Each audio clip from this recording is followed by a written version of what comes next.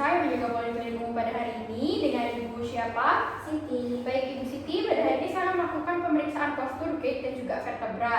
Sebelumnya apakah Ibu bersedia? Iya dong. Baik, sebelumnya saya akan mencuci tangan dulu untuk melakukan pemeriksaan ya Bu ya. Baik, sebelumnya saya akan melakukan penilaian pada habitus, yaitu pada perawakan tubuh ya Ibu.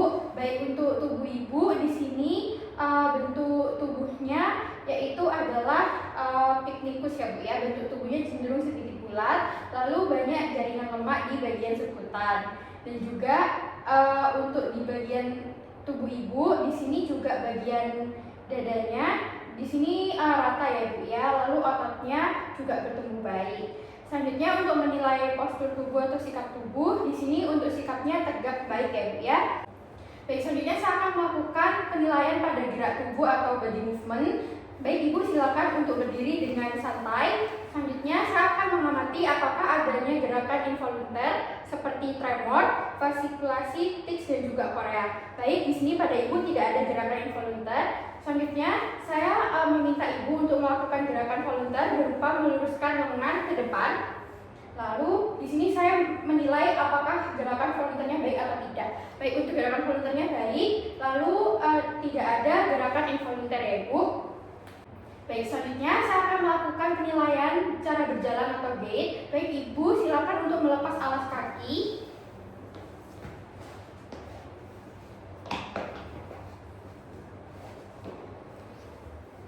Selanjutnya, Ibu silakan untuk melangkah dalam garis lurus ya Bu, lalu ulangi lagi dengan menggunakan sepatu. Silakan Ibu. Cukup. Baik, selanjutnya bisa digunakan sepatunya. Baik, silakan untuk berjalan lagi Ibu dengan menggunakan sepatu. Baik. Selanjutnya di sini saya sudah melihat tadi pada pasien pada saat berjalan dari depan, belakang, dan juga di sini pada pasien ini pandangan matanya lurus ke depan, tidak melihat ke bawah atau posisi kaki, lalu posisi badan dan kepalanya tetap berada di tengah selama berjalan, tidak condong atau miring ke satu sisi. Tangannya berayun secara simetris, lalu kedua kaki membuka selebar bahu. Baik, kalau dari samping di sini pada pasien posisi kepalanya tegak, tidak condong atau miring ke depan, lalu kedua tungkai kaki berayun secukupnya ke depan secara bergantian, tidak diseret, berayun terlalu tinggi ataupun berputar ke samping. Panjang langkah kaki kanan dan kirinya sama, masing-masing tungkai menjalankan fungsinya secara bersama-sama dengan tungkai yang lain dalam siklus berjalan. Baik, pada saat siklus berjalan di sini pada fase menapaknya yaitu 60% dan juga pada fase berayunnya di sini 40%. Saya akan melakukan pemeriksaan tulang belakang atau servikal. Baik, di sini saya akan melakukan inspeksi terlebih dahulu pada tulang belakang. Baik,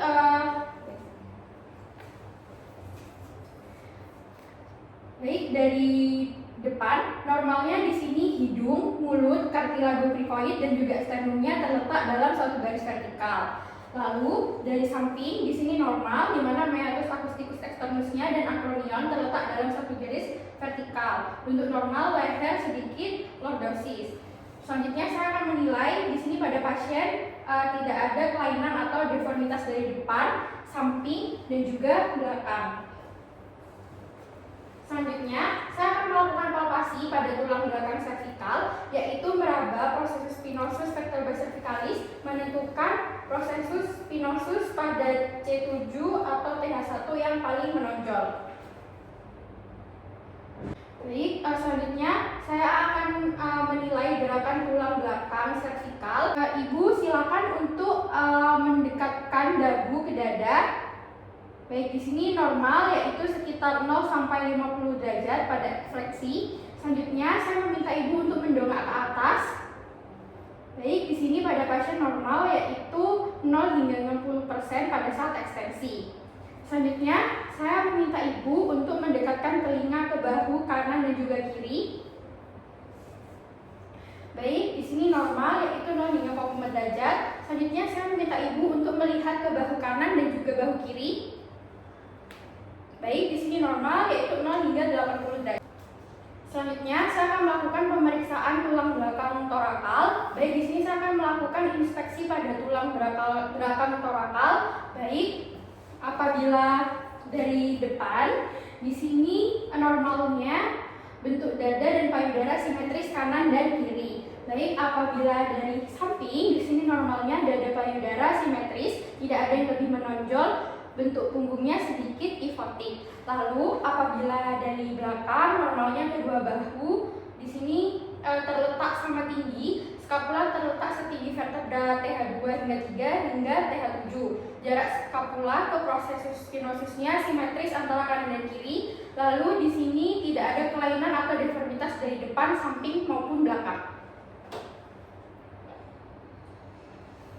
Selanjutnya, saya akan melakukan palpasi pada tulang belakang torakal, yaitu dengan meraba prosesus spinosus vertebra torakal dengan ujung jari tangan menyusuri prosesus spinosus dari TH1 sampai TH12. Perhatikan adanya tonjolan atau bagian yang menjorok ke dalam. Selanjutnya, saya juga akan melakukan perkusi pada tulang belakang torakal, memberikan ketukan ringan pada prosesus spinosus dan para vertebra di vertebra TH1 hingga TH12, lalu menilai apakah ada nyeri. Dilakukan dengan menggunakan sisi medial kepalan tangan. Saya lakukan palpasi terlebih dahulu ya, Bu.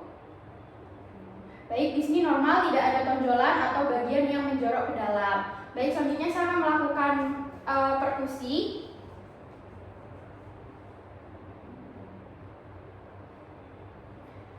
Baik, apakah ada yang nyeri? Tidak ada. Selanjutnya, di sini saya akan melakukan inspeksi pada bagian tulang belakang lumbal, pertama dari depan terlebih dahulu. Baik, jika dari depan, normalnya spina iliaca anterior atau siasnya terletak sama tinggi. Selanjutnya, jika dari samping, normalnya bentuknya lumbalnya ini sedikit lordotik. Lalu dari belakang, normalnya siasnya ini, sipsnya ini ditandai dengan skin dimple, lalu terletak sama tinggi sejajar dengan vertebra L5. Lalu di sini tidak ada kelainan berupa deformitas dari depan, samping, dan juga belakang. Selanjutnya saya akan melakukan palpasi pada tulang belakang lumbal, yaitu dengan meraba prosesus spinosus vertebra lumbal dengan ujung jari tangan menyusuri prosesus spinosus dari L1 sampai L5. Di sini saya memperhatikan apa adanya tonjolan atau bagian yang menjorok ke dalam. Di sini tidak ada. Selanjutnya saya akan melakukan perkusi pada tulang belakang lumbal, yaitu memberikan ketukan ringan pada prosesus spinosus dan para vertebra di vertebra L1 hingga L5, lalu menilai apakah ada nyeri pada vertebra atau tidak. Di sini saya menggunakan sisi medial kepalan tangan. Apakah ada nyeri, Bu? Tidak ada. Selanjutnya, saya akan menilai gerakan tulang belakang torakolumbal, yaitu pertama saya menyuruh pasien untuk membungkuk ke depan, di mana tangannya lurus ke bawah, berusaha menyentuh jari kaki dengan kedua tungkai tetap lurus.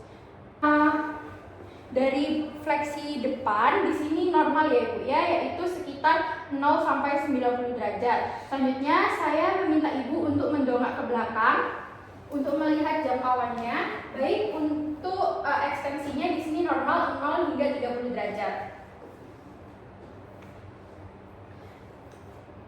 Selanjutnya, saya akan melakukan penilaian pada fleksi lateral. Silakan Ibu untuk menekuk pinggang ke kanan dan ke kiri dengan kedua tangannya lurus ke bawah dan kedua tungkai tetap lurus. Jangkauan normalnya adalah 0 sampai 30 derajat.